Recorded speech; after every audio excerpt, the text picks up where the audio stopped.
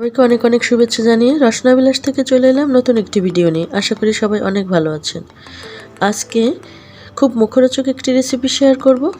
আশা করি ভিডিওটির প্রথম থেকে শেষ পর্যন্ত দেখতে থাকবেন, সকলের ভালো লাগবে। এরকম একটি রেসিপি শেয়ার করব।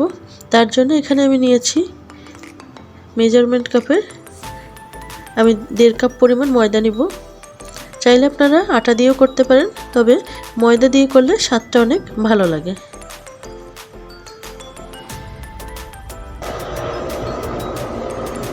এখানে আমি 1.5 কাপ পরিমাণ ময়দা নিয়েছি। আপনাদের পছন্দ অনুযায়ী কম বেশি করে নিতে পারবেন। এখন আমি এর মধ্যে দিয়ে দেব স্বাদ অনুযায়ী লবণ। লবণটা ভালো করে মিশিয়ে নেব। এখন এখানে আমি 2 চামচের মতো তেল দিয়ে দেব। 1.5 কাপ ময়দার জন্য 2 চামচ তেল। 1.5 কাপ ময়দার জন্য 2 চামচ তেল। এখন ভালো করে একটু তেলের সঙ্গে ময়দাটা মিশিয়ে নিব। ভালো করে ডলে ডলে আমি ময়দার সঙ্গে তেলটা সুন্দর করে মিশিয়ে নিয়েছি। দেখুন যখন এরকম মুঠো হয়ে যাবে তখন বুঝতে হবে ময়ানটা সুন্দর মতো হয়েছে। এখন অল্প অল্প পানি দিয়ে আমি সফট একটা ডো তৈরি করব। একবারে অনেক পানি দেওয়া যাবে না, অল্প অল্প পানি দিয়ে সুন্দর করে মেখে নিয়ে একটা সফট ডো তৈরি করব। এখানে আমি হালকা উষ্ণ পানি ব্যবহার করছি। উষ্ণ পানি ব্যবহার করলে ডোটা অনেক সফট হয়।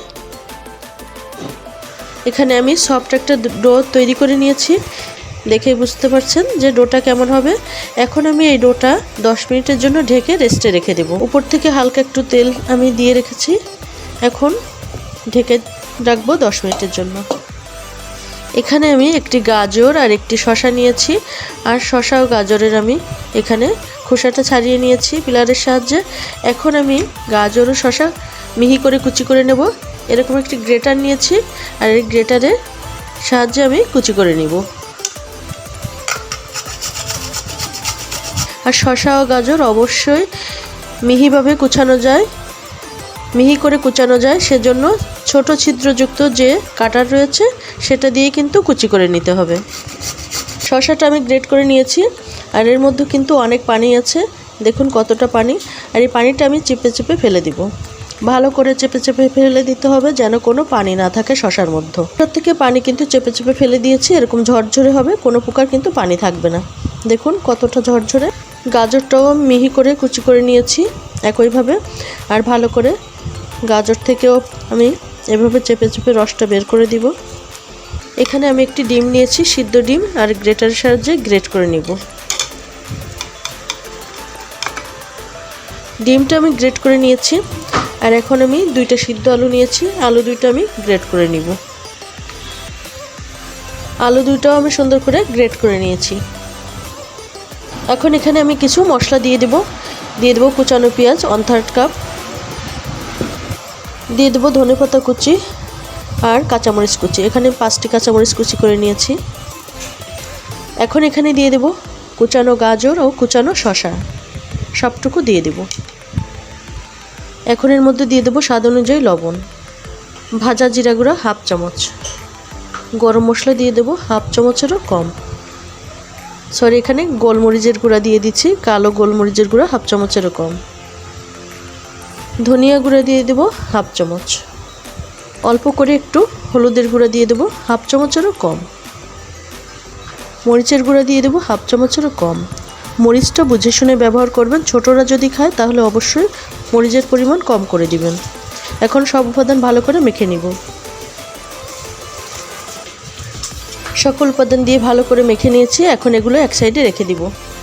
যে ডোটা আমি রেডি করে রেখেছিলাম 10 মিনিটের জন্য রেস্টে রেখেছিলাম, এখন ভালো করে একবার মথে নিব।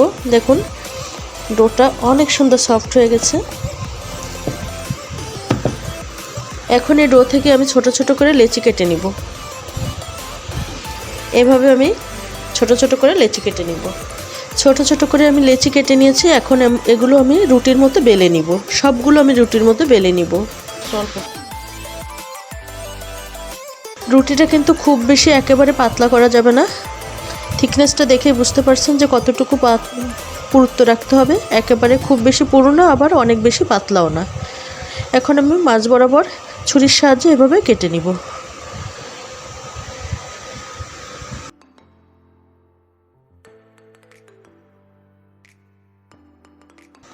আমি আরও একটা করে দেখাচ্ছি। পুরটা একটু বেশি করে দিব, তাহলে কিন্তু খেতে ভালো লাগবে। এভাবে এক সাইড থেকে এভাবে এনে ভালো করে চারপাশটা এভাবে মুড়ে দিতে হবে।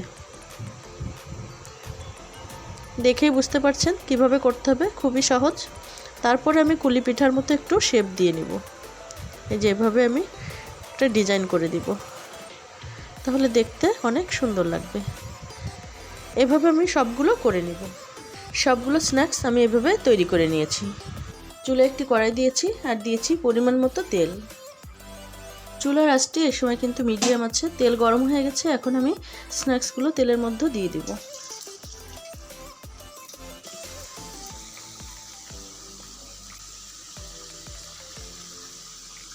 মিডিয়াম আছে গোল্ডেন কালার করে কিন্তু ভেজে নিব। আমার রেসিপিগুলো যদি আপনাদের কাছে ভালো লেগে থাকে তাহলে অবশ্যই লাইক কমেন্ট শেয়ার করবেন এবং আমার ইউটিউব চ্যানেলটি সাবস্ক্রাইব করে আমার পাশে থাকবেন। স্ন্যাক্সগুলোর উপরে একটু তেল এভাবে ছিটিয়ে দিব, তাহলে ভালো ভাজা হবে, ফুলে উঠবে, সুন্দর মুচমুচে হবে। খেয়াল রাখতে হবে যেন পুড়ে না যায়। এভাবে ব্রাউন কালার করে ভেজে নিব। খেয়াল রাখতে হবে যেন খুব বেশি পুড়ে না যায়। ঠিক এরকম করে আমি সবগুলো ভেজে নিব। এখন এগুলো আমি তুলে নিব। দেখুন কালারটা ঠিক এরকম হবে। তৈরি হয়ে গেল দুর্দান্ত স্বাদের ভেজিটেবল সামোসা। যে কোনো সময় হঠাৎ যদি অতিথি চলে আসে কিংবা সন্ধ্যায় চায়ের সাথে যখন খুশি তখন কিন্তু ঝটপট তৈরি করে নিতে পারেন এই ভেজিটেবল স্ন্যাক্স বা ভেজিটেবল সামোসা। তৈরি করা কিন্তু খুবই সহজ আর বাচ্চারা খুবই পছন্দ করবে। ছোট থেকে বড় সকলের কিন্তু খুবই পছন্দের হবে। মুচমুচে ভীষণ মজাদার দারুণ স্বাদের ভেজিটেবল স্ন্যাক্স। সন্ধ্যায় কিন্তু জমে যাবে চায়ের আড্ডা। তৈরি করুন আর অবশ্যই কমেন্ট করে জানান কেমন লাগলো। ভালো থাকবেন, সুস্থ থাকবেন।